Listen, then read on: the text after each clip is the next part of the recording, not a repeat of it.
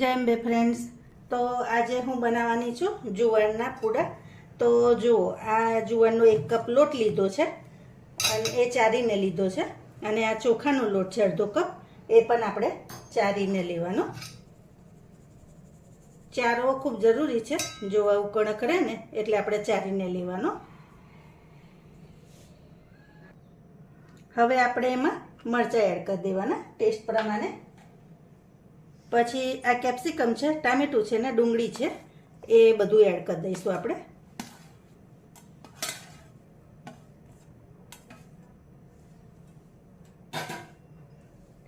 Test પ્રમાણે મીઠું add કરી દેવાનું। થોડીક હળદર એડ કરી દઈશું। આ થોડુંક ધાણા જીરું છે અને આટલું મરચું છે।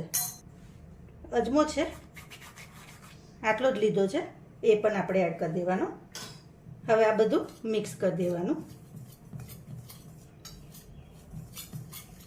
અને આપણે એને બેટર તૈયાર કરી દેવાનું।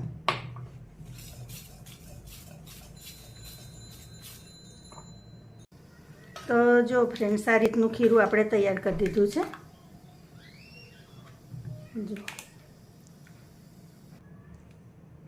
હવે આપણો તવો થઈ ગયો છે ગરમ। હવે એની પર પાણી થોડુંક એડ કરી દેવાનું।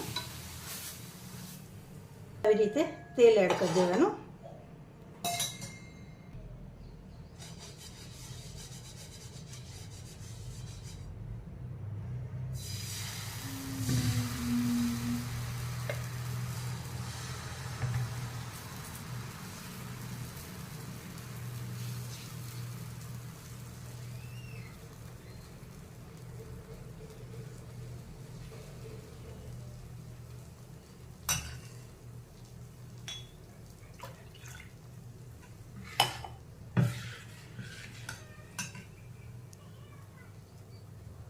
હવે થોડુંક એની ઉપર તેલ એડ કરી દઈશું।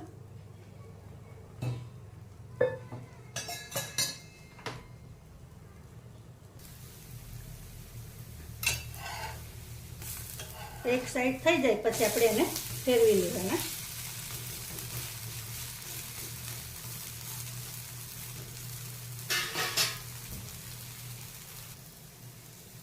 હવે પૂડો નીચેથી શેકાઈ જાય એટલે આપણે એને લઈ લેવાનો।